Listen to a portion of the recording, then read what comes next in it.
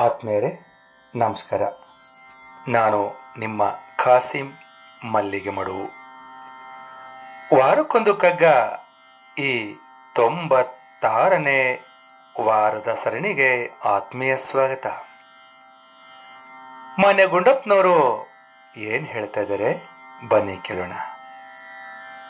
ಒರುವನೇ ನಿಲುವೆ ನೀನು ಉತ್ಕಟ ಕ್ಷಣಗಳಲ್ಲಿ, ಒರುವನೇ ನಿಲುವೆ ನೀನು ಉತ್ಕಟ ಕ್ಷಣಗಳಲ್ಲಿ, ಧರ್ಮ ಸಂಕಟಗಳಲ್ಲಿ ಜೀವ ಸಮರದಲ್ಲಿ, ಧರ್ಮ ಸಂಕಟಗಳಲ್ಲಿ ಜೀವ ಸಮರದಲ್ಲಿ, ನಿರ್ವಾಣ ದೀಕ್ಷೆಯಲ್ಲಿ ನಿರ್ಯಾಣ ಘಟ್ಟದಲ್ಲಿ, ನಿರ್ವಾಣ ದೀಕ್ಷೆಯಲ್ಲಿ ನಿರ್ಯಾಣ ಘಟ್ಟದಲ್ಲಿ, ನಿರ್ಮಿತ್ರನಿರಲು ಕಲಿ ಮಂಕುತಿಮ್ಮ, ನಿರ್ಮಿತ್ರನೂ ಇರಲು ಕಲಿ ಮಂಕುತಿಮ್ಮ.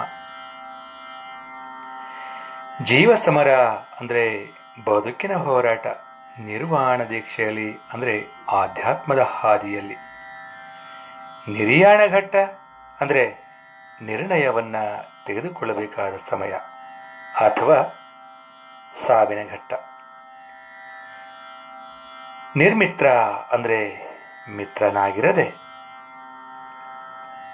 ನಮ್ಮ ಜೀವನದ ಕ್ಲಿಷ್ಟಕರವಾದ ಸನ್ನಿವೇಶಗಳಲ್ಲಿ ಅಥವಾ ಧರ್ಮ ಸಂಕಟದ ಸ್ಥಿತಿಗಳಲ್ಲಿ, ಜೀವನದ ಹೋರಾಟದಲ್ಲಿ, ನಿರ್ವಾಣದ ವಿಷಯದಲ್ಲಿ ಅಂದರೆ ಮುಕ್ತಿ ಹೊಂದುವ ವಿಷಯಗಳಲ್ಲಿ, ನಿರ್ಯಾಣ ಸಮಯದಲ್ಲಿ ಅಂದರೆ ಸಾಯುವ ಸಮಯದಲ್ಲಿ ನಿನ್ನ ಸಹಾಯಕ್ಕಾಗಿ ಯಾವ ಸ್ನೇಹಿತನೂ ಬರೋದಿಲ್ಲ, ಯಾವ ಬಂಧು ಬಾಂಧವರೂ ಬರೋದಿಲ್ಲ.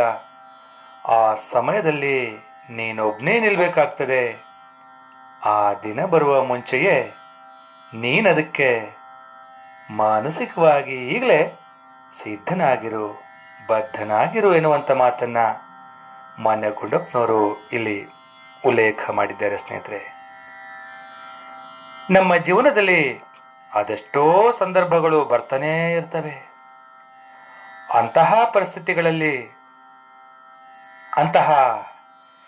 ಪರಿಸ್ಥಿತಿಗಳನ್ನು ನಾವು ಎದುರಿಸುವಾಗ ನಮ್ಮ ನಿರ್ಧಾರಗಳನ್ನು ನಾವೇ ತೆಗೆದುಕೊಳ್ಬೇಕಾಗ್ತದೆ. ಸ್ನೇಹಿತರೆ,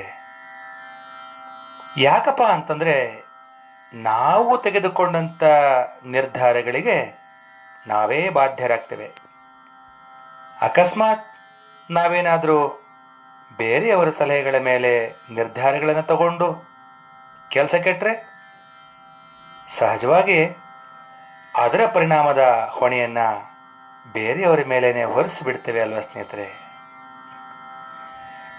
ಈ ಲೌಕಿಕ ವಿಚಾರದಲ್ಲಿ ಮನಸ್ಸು, ಕಣ್ಣು, ಕಿವಿಗಳನ್ನು ತೆರ್ಕೊಂಡು ಬಿಟ್ಟಿರ್ತೇವೆ ಸ್ನೇಹಿತರೆ. ಈ ಕಾರಣದಿಂದಲೇ ನಿರ್ಧಾರ ನಮ್ಮದೇ ಆಗಿದ್ರೂ ಕೂಡ ನಮ್ಮಗಳ ನಿರ್ಧಾರದ ಮೇಲೆ ಬೇರೆಯವರ ವಿಚಾರಗಳ ಪ್ರಭಾವ ಆಗೇ ಆಗಿರ್ತದೆ ಸ್ನೇಹಿತರೆ. ಆದರೆ ಆಧ್ಯಾತ್ಮದ ವಿಚಾರದಲ್ಲಿ ಮಾತ್ರ ಹಾಗಲ್ಲ. ನಮ್ಮ ಅಂತರಂಗದಲ್ಲಿ ನಾವು ನಮ್ಮದೇ ಆದ ಪ್ರಯತ್ನದಿಂದ ಪಡೆದ ದರ್ಶನವೇ ನಮ್ಮನ್ನು ಮುಂದಕ್ಕೆ ನಡೆಸ್ತದೆ ಸ್ನೇಹಿತರೆ. ಯಾಕಪ್ಪ ಅಂತಂದರೆ ಆಧ್ಯಾತ್ಮದ ವಿಚಾರಗಳನ್ನು ಯಾರು ಎಷ್ಟೇ ಚಂದವಾಗಿ ವಿವರಣೆ ನೀಡಿದರೂ ಕೂಡ ಕಾಣೋದಕ್ಕೆ ಸಾಧ್ಯವೇ ಇಲ್ಲ ಸ್ನೇಹಿತರೆ. ಅದು ಕೇವಲ ಅನುಭವ ವೇದ್ಯ ಅಷ್ಟೇ. ಹಾಗೆಯೇ ಆ ಅನುಭವ ನಮ್ಮದೇ ಆಗಿರೋದ್ರಿಂದ ಇಲ್ಲಿ ಬೇರೆಯವರ ವಿಚಾರಗಳ ಪ್ರಭಾವ ತುಂಬ ಕಡಿಮೆ ಅಂತಲೇ ಹೇಳ್ಬೋದು. ಇನ್ನು ಮರಣದ ವಿಚಾರಕ್ಕೆ ಬಂದರೆ ಅಲ್ಲಿ ನಾವು ಒಬ್ಬಂಟಿ. ನಮ್ಮ ಜೊತೆಗೆ ಬರೋರಾಗಲಿ ನಮ್ಮ ಜೊತೆಗೆ ಬರೋದಾಗಲಿ ಯಾವುದೂ ಇಲ್ಲ. ಮರಣದಲ್ಲೂ ಒಂಟಿ, ಬದುಕಿನ ಹೋರಾಟದಲ್ಲೂ ಒಂಟಿನೇ ಅಲ್ವೇ. ನಾವುಗಳು ಜಂಟಿಯಾಗಿದ್ದರೂ ಅಂತರಂಗದಲ್ಲಿ ಮಾತ್ರ ಒಂಟಿಯಾಗಿರೋದನ್ನು ಕಲೀಲೇಬೇಕು ಸ್ನೇಹಿತರೆ. ಇದು ನಮಗೆ ಅನಿವಾರ್ಯ ಅಂತ ಹೇಳ್ತಾ ಈಗ ಕೇಳೋಣ ನನ್ನ ರಾಗ ಸಂಯೋಜನೆಯ ಈ ಕಗ್ಗವನ್ನು. ವರ್ವನೆ ನಿಲುವೆ ನೀನು ಉತ್ಕಟ ಕ್ಷಣಗಳಲ್ಲಿ. ವರ್ವನೆ ನಿಲುವೆ ನೀನು ಉತ್ಕಟ ಕ್ಷಣಗಳಲ್ಲಿ. ಧರ್ಮ ಸಂಕಟಗಳಲ್ಲಿ ಜೀವ ಸಮರದಲ್ಲಿ.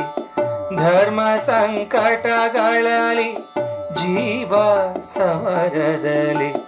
ವರ್ವನೆ ನಿಲುವೆ ನೀನು ಉತ್ಕಟ ಕ್ಷಣಗಳಲ್ಲಿ. ನಿರ್ವಾಣ ದೀಕ್ಷೆಯಲಿ ನಿರ್ಯಾಣ ಘಟ್ಟದಲ್ಲಿ. ನಿರ್ವಾಣ ದೀಕ್ಷೆಯಲಿ ನಿರ್ಯಾಣ ಘಟ್ಟದಲ್ಲಿ. ನಿರ್ಮಿತ್ರನಿರಲು ಕಲಿ ಮಂಕುತಿಮ್ಮ. ನಿರ್ಮಿತ್ರನಿರಲು ಕಲಿ ಮಂಕುತಿಮ್ಮ.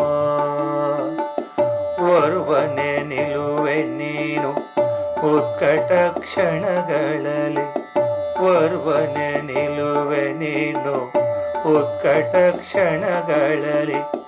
ಧರ್ಮ ಸಂಕಟಗಳಲ್ಲಿ ಜೀವ ಸಮರದಲ್ಲಿ. ಧರ್ಮ ಸಂಕಟಗಳಲ್ಲಿ ಜೀವ ಸಮರದಲ್ಲಿ. ವರ್ವನೆ ನಿಲುವೆ ನೀನು ಉತ್ಕಟ ಕ್ಷಣಗಳಲ್ಲಿ. ನಿರ್ವಾಣ ದೀಕ್ಷೆಯಲಿ ನಿರ್ಯಾಣ ಘಟ್ಟದಲ್ಲಿ.